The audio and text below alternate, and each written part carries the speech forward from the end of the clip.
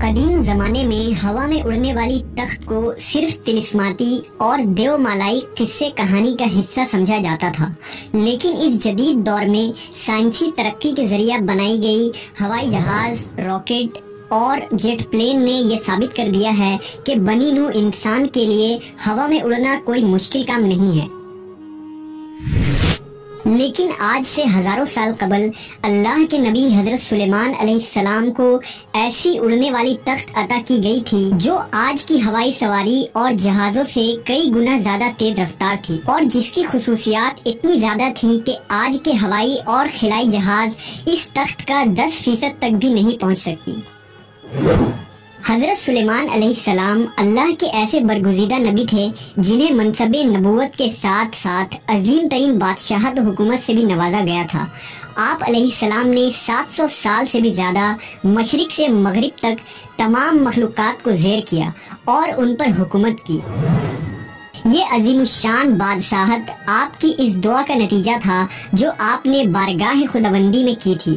حضرت سلیمان علیہ السلام نے اللہ سے یہ دعا فرمائی تھی کہ اے میرے پروردگار، مجھے ایسی بادشاہت عطا فرما جو میرے بعد کسی کو بھی نصیب نہ ہو، بے شک تو بڑا عطا فرمانے والا ہے۔ لہذا اللہ نے آپ کی دعا قبول فرمائی اور انسانوں کے ساتھ جناتوں اور جانوروں کو بھی آپ کا تابع فرمان بنا دیا۔ آپ کے لیے ہوا کو مسخر کر دیا گیا۔ آپ تمام مخلوقات کی بولیاں سمجھتے تھے۔ چرند و پرند، جنات، حیوانات اور انسان آپ کی فوج کا حصہ تھے۔ جب حضرت سلیمان علیہ السلام نے حکومت سنبھالی تو آپ نے ایک شاندار تخت بنوانے کا حکم دیا جس کی لمبائی 3 کوس تھی۔ جناتوں نے اس عظیم تخت کو بڑی محنت اور ہنرمندی سے کئی سالوں میں بنا کر تیار کیا۔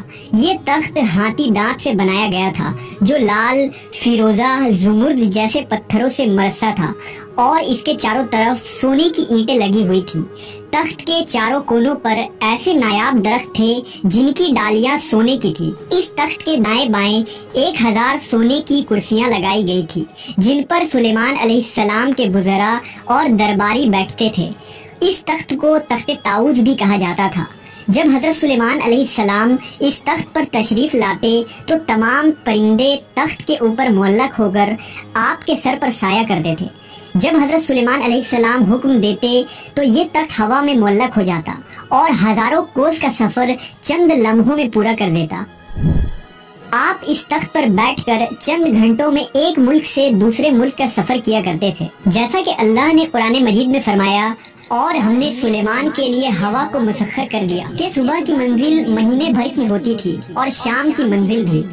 اس ہوائی سفر کے وقت پورے راستے حضرت سلیمان علیہ السلام سر جھکائے اللہ کے ذکر و شکر میں مشغول رہتے۔